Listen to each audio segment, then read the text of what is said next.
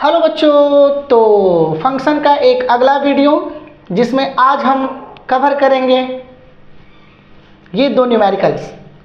एक बार वीडियो को पॉज करें और इसको ट्राई करने का प्रयास करें और देखें कि इसका सलूशन क्या होगा। एक बार करें, दो बार करें, तीन बार करें और नहीं आए तब जाकर के सलूशन को देखें। और इसके पिछले वाले वीडियो में हमने काइंड्स ऑफ फंक्शन देखा था, जिसमें हमने मॉड्यूलस फंक्शन बताया था, सिग्नम फंक्शन बताया था, ग्रेटेस्ट इंटीजर फंक्शन बताया था, रेशनल फंक्शन बताया था। और ये जो चार टाइप के फंक्शन है वो बहुत इंपॉर्टेंट है, very very very very most important है। और जो टाइप्स ऑफ फंक्शन है वो लगभग समाप्त हो चुका है। अब जो वीडियो बनेगा वो डोमेन और रेंज पे बनेगा और न्यूमेरिकल्स पे बनेगा, जिसमें से दो न्यूमेरिकल आज हम लेकर के आए हैं आपके सामने। और क्वेश्चन है फाइंड द रेंज ऑफ, पहला sec π/4 cos स्क्वायर एक्स और दूसरा 1/1 माइनस साइन 2x का रेंज क्या होगा ये फाइंड आउट करना है। तो स्टार्ट करते हैं आज की कहानी। और आज की कहानी में कुछ बताना नहीं है बल्कि सॉल्व करना है। तो warm good morning, good afternoon, good evening, good night, जब आप ये वीडियो देख रहे हो तब। मेरा नाम है दिवेश, हमारा और आपका प्यारा सा चैनल मैथ्स। तो क्वेश्चन हमारे सामने है find the range of sec π/4 cos square x. अच्छा, एक चीज और बता दें कि रेंज को हम कहते हैं हिंदी में परिसर। रेंज को क्या बोलते हैं? परिसर। अच्छा, बाइलिंगुअल चल रहे हैं, जो यूपी बोर्ड है उनके लिए भी है और जो इंग्लिश मीडियम है मतलब सीबीएसई बोर्ड है उनके लिए भी। So find the range of two questions that are given in front of you. The first one sec π/4 cos square x and the second one 1/1 minus sin 2x। और इन दोनों का परिसर क्या होगा, इन दोनों का रेंज क्या होगा। तो मिटाते हैं इसको और सॉल्व करते हैं क्वेश्चन नंबर 1। अच्छा, एक क्वेश्चन यहाँ पे लिख लेते हैं जो लिखा हूँ 1 माइनस साइन 2x, ठीक है ना। हाँ, अच्छा, पहले कंसीडर कर लेते हैं y बराबर sec π/4 cos स्क्वायर x। अच्छा, रेंज का मतलब होता है कि हम x की वैल्यू क्या रख दें जिस पर हमें y की वैल्यू मिले। मतलब x की वैल्यू क्या क्या रखें, इनपुट हम क्या क्या दें जिस पर आउटपुट एक फाइनाइट वैल्यू हो, तब हम रेंज उसकी फाइंड कर सकते हैं और बता सकते हैं।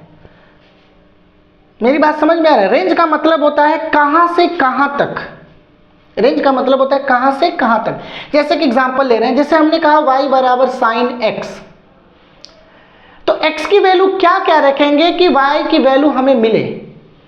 तो x की वैल्यू कुछ भी रखोगे तो y की वैल्यू साइन की वैल्यू आएगी। जैसे y इज इक्वल्स टू हमने कह दिया साइन x, तो x की वैल्यू कुछ भी रखोगे तो y की वैल्यू तो आने वाली है, क्योंकि sine 0, sine 1, sine 2, sine 3, sine 15, sine 25, sine 30, sir sine 25 तो होता ही नहीं है, होती है लेकिन वो टेबल में होती है, साइन 45, साइन 60, साइन 90, साइन 120, समझ रहे हो। तो x की वैल्यू कुछ भी रखोगे तो y की वैल्यू आएगी। इसका मतलब कि डोमेन इसका ऑल रियल हो जाएगा, सभी वास्तविक संख्याएं हो जाएंगे। और रेंज की बात करें तो कहां से कहां तक, मतलब x की वैल्यू y की वैल्यू कहां से कहां तक होगी। तो आप सभी को मालूम होगा कि y साइन की जो मैक्सिमम वैल्यू होती है वो +1 होती है और मिनिमम वैल्यू होती है वो -1 होती है। मतलब +1 से ज़्यादा नहीं हो सकता और -1 से कम नहीं हो सकता। इसका मतलब कि जो रेंज होगा साइन x का वो -1 से +1 हो जाएगा। ये होता है रेंज। अच्छा, सिमिलरली अगर हम cos की बात करें तो cos की जो मैक्सिमम वैल्यू होगी वो कितनी होगी, +1, और जो मिनिमम वैल्यू होती है वो कितनी होती है, -1। भाई cos की वैल्यू +1 और -1 के बीच में होता है, यानी रेंज cos की जो रेंज होगी वो +1 और -1 के बीच में, +1 और -1 भी होगा। मेरी बात समझ रहे हो। और डोमेन जो होगा x की वैल्यू कुछ भी रख दो सो ऑल ये रियल नंबर हो जाएगी। अब सुनो, तो अगर हम रेंज की बात करें, कॉन्सेंट्रेट होकर समझना कि cos x की जो रेंज होगी वो कितना होगा। तो अभी हमने बताया -1 से लेकर के +1। अच्छा, क्लोज इंटरवल रहेगा, इंटरवल पढ़ाया हो ना, हाँ। इस क्लोज का मतलब होता है कि कॉस की वैल्यू -1 भी होगा, +1 भी होगा, और इनके बीच में जितने सारे रियल नंबर होंगे वो सभी होंगे। इसका जो मतलब है, ब्रैकेट का मतलब है वो चीज़। अच्छा, अगर हम कॉस स्क्वायर की बात करें तो कॉस स्क्वायर की अगर हम रेंज की बात करें तो अगर इसका स्क्वायर करेंगे तो -1 का भी स्क्वायर करना पड़ेगा और +1 का स्क्वायर तो करना ही होगा। अच्छा, -1 का स्क्वायर 1 होगा और +1 का स्क्वायर भी 1 होगा, तो कॉस स्क्वायर x की रेंज क्या होगी? 1 से 1। ये क्या होता है सर 1 से 1? तो कॉस स्क्वायर x की अगर हम रेंज की बात करें तो कॉस स्क्वायर x की जो मैक्सिमम वैल्यू होगी वो +1 होगी और जो मिनिमम वैल्यू होगी सर वो भी +1 होगा। ऐसा नहीं है, अब तो ये पॉजिटिव हो गया ना। तो कॉस स्क्वायर x की जो मैक्सिमम वैल्यू होगी वो 1 होगी और मिनिमम वैल्यू होगी वो क्या होगी? वो 0 होगी। यानी कॉस स्क्वायर x का जो रेंज होगा वो 0 से 1 होगा। समझ में मेरी बात है कि वो 0 से 1 होगा। चलो अब थोड़ी ध्यान देते हैं। तो अगर हमको निकालना होगा कि सेक का रेंज क्या होगा तो पहले फाइंड आउट करो कि गिवन फंक्शन क्या है। तो सेक वाला है, ट्रिग्नोमेट्रिक फंक्शन है, और जो एंगल है जो ब्रैकेट के अंदर है वो π/4 cos स्क्वायर x है। तो सेक की वैल्यू फाइंड आउट करने के लिए आपको क्या करना होगा? इसको देखना होगा cos स्क्वायर x को, क्योंकि π/4 तो कांस्टेंट है और जो चेंज होने वाला है वो x है।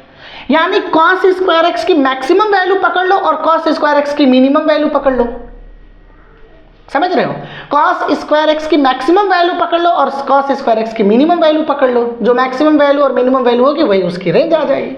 सर इतना आसान है? अरे बहुत आसान है।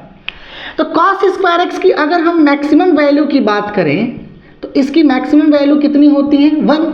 अभी मैंने बताया cos x की maximum value 1, cos square x की मैक्सिमम वैल्यू वो भी 1, cos x की minimum value -1, cos square x की मिनिमम वैल्यू 0। याद रखे रहना। तो यहाँ पे होगा सेक π/4 इंटू और cos स्क्वायर x की जगह पे क्या लिखोगे? 1। सो सेक π/4 बन जा π/4। अच्छा, π/4 का मतलब क्या होगा? तो पाई का मतलब होता है, पाई रेडियन का मतलब होता है 180। इतना तो जानते ही होंगे। पाई रेडियन का मतलब 180, यानी π/4 होगा 45। और सेक 45 का मान कितना होगा? तो cos 45 की वैल्यू होती है 1/√2, तो सेक 45 की वैल्यू हो जाएगी √2, यानी सेक π/4 की वैल्यू होगी √2।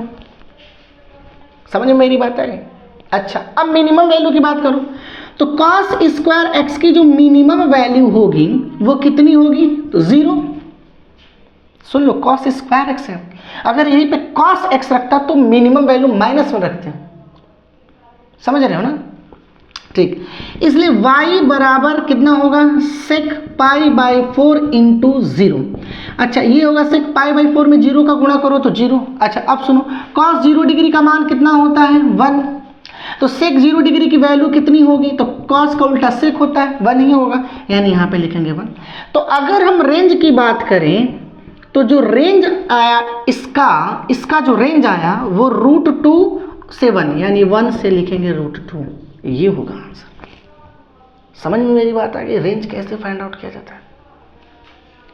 रेंज का मतलब होता है कि इनपुट के लिए आउटपुट हो रहा कि नहीं हो रहा, हम क्या क्या वैल्यू रख दें जिसमें हमें y की वैल्यू मिल जाए। या हो सकता है यहाँ पे z बराबर हो, यहाँ तो हालांकि हमने y बराबर, जनरली y बराबर fx से लिया जाता है। तो x की वैल्यू क्या कह रहे हैं जिसमें y की वैल्यू मिल जाए, तो जो रखेंगे वो डोमेन और जो मिलेगा वो रेंज। जो इनपुट देंगे वो डोमेन और जो आउटपुट मिलेगा वो क्या हो जाएगा? रेंज। क्लियर है इतनी बात? किसी को कोई दिक्कत? सर अगर दिक्कत भी रहेगी तो कैसे बता सकते हैं? चलो तो क्वेश्चन नंबर 2 देखते हैं।